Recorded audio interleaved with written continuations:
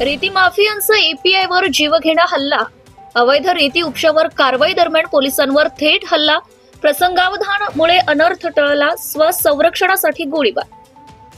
गोळीबारात एक संशयित जखमी, रेती माफिया पसार. 5 ते 7 रेती तस्करांचा पोलीस अधिकाऱ्यावर हल्ला.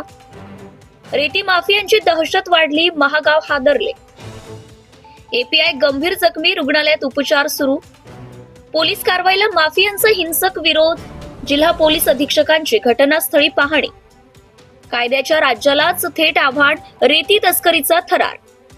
वाकोडी घटनेनंतर परिसरात तणाव, कडक बंदोबस्त. रेती माफियांचा एपीआयवर जीवघेणा हल्ला, गोळीबारात 1 जण जखमी, प्रसंगावधानामुळे अनर्थ टळला. वाकोडीतील थरारक घटनेने महागाव हादरले.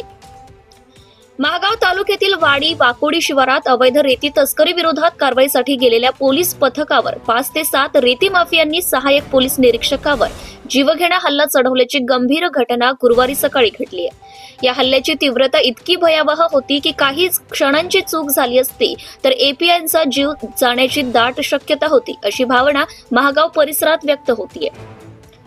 प्रत्यक्षदर्शी व पोलीस सूत्रांनुसार संघटित टोळीप्रमाणे हल्ला करून एपीआयला निष्प्रभ करण्याचा प्रयत्न करण्यात आलाय. या हल्ल्यात एपीआय गंभीर जखमी झाले. जीवावर बेतल्याची परिस्थिती निर्माण झाल्याने त्यांनी प्रसंगावधान राखत स्वसंरक्षणासाठी आपल्या सर्व्हिस रिव्हॉल्व्हर मधून हवेत गोळीबार केला. या गोळीबारात एक संशयित हल्लेखोर जखमी झाला, अशी अधिकृत माहितीही पोलिसांकडून देण्यात आली आहे. गोळीबारानंतर हल्लेखोरांमध्ये प्रचंड गोंधळ उडाला आणि त्यांनी ट्रॅक्टरसह घटनास्थळावरून पळ काढला. त्यामुळे मोठा अनर्थ टळला, अशी प्रतिक्रिया नागरिकांकडून व्यक्त होतीये.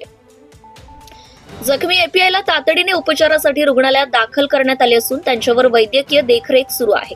घटनेची माहिती मिळताच महागाव पोलिसांनी तात्काळ नाकाबंदी करून व्यापक शोध मोहीम राबवली.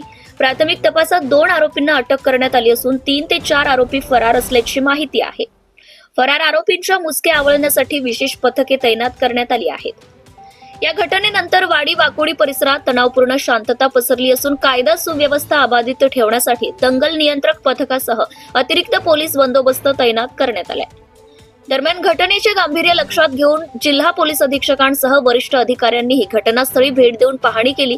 जखमी एपीआयची रुग्णालयात भेट घेऊन फरार आरोपींना तात्काळ अटक करून कठोर कारवाई करण्याचे स्पष्ट निर्देश देण्यात आले आहेत.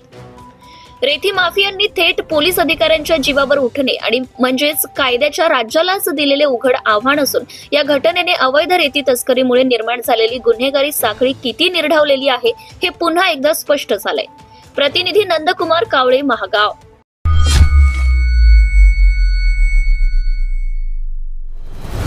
आपले हक्क अधिकार मिळवून देण्यासाठी सत्ताशाही, न्यायासाठी सत्ताशाही, भ्रष्टाचार उघड करणार सत्ताशाही, लोकांच्या कल्याणासाठी सत्ताशाही, लोकजागृतीचे माध्यम सत्ताशाही, लोकशाही टिकविण्यासाठी लढाई म्हणजे सत्ताशाही, शासन प्रशासनाला कर्तव्याची जाणीव करून देणार सत्ताशाही. चालू घडामोडीचे अपडेट मिळवण्यासाठी सत्ताशाहीच्या YouTube चॅनलला आजच सबस्क्राईब करा.